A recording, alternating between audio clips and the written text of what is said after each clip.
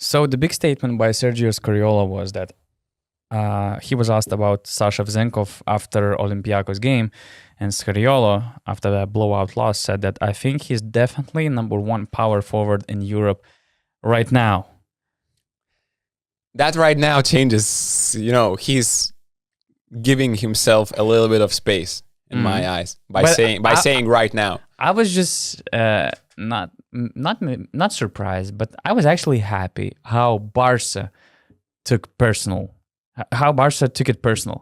That they responded at least. They responded at least twice. There were two tweets. There was one meme and one tweet with Mirotic on the picture and something like the real number one power forward or something like that. I saw only where... I think it was after Monaco game, probably, after they won it against the huge opponent. And Mirotic, of course, he had a big game. So I like that. In EuroLeague, it's not so usual to have those kind of, I wouldn't call it beef, because beef again between who? Between Scariolo, Barca, Vezenkov. I mean, it's not a beef, but I love to see stories being expanded and continued, and even on social media. What I actually like about that situation, I really think that Šaras also loves it.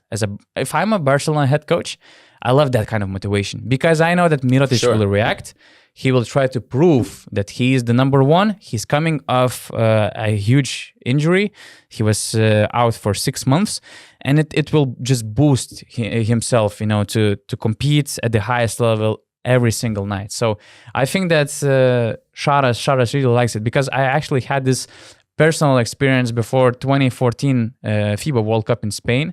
And I remember that before the start of the World Cup, I wrote a story how Gustavo Jon killed Jonas Valanciunas in the last NBA game. I mean, nothing dramatical. Just this is the key matchup of the game, Mexico-Lithuania. This is the start of the FIBA World Cup. And, Valanciunas, that matchup was a nightmare for Valanciunas. He finished the game with 2 points, and Ion had something like close to 20. These were not usual numbers for Gustavo Ion. And, I put some story that it was going to be a big matchup, and the last time they met, Ion was like a nightmare to Valanciunas. Before the practice, or after the practice, preparing for the game, Jonas Valanciunas comes to me, or not even comes to me, in the other side of the floor. I was in Gran Canaria too.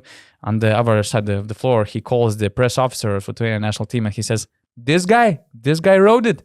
And he points a finger at me. Yes, him.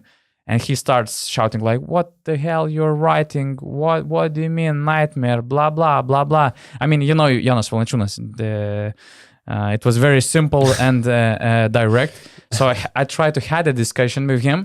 And, we had our own arguments. I understand his position, although I think I didn't do anything wrong. But anyways, the main point is that my photographer noticed that Jonas Kazlauskas, he saw this altercation like somewhere in the corner. He was smiling because he knew that he needs to wake up his big beer, let's say, and just to inspire and spark him for the good start, because usually the start is very nervous part of the tournament. True.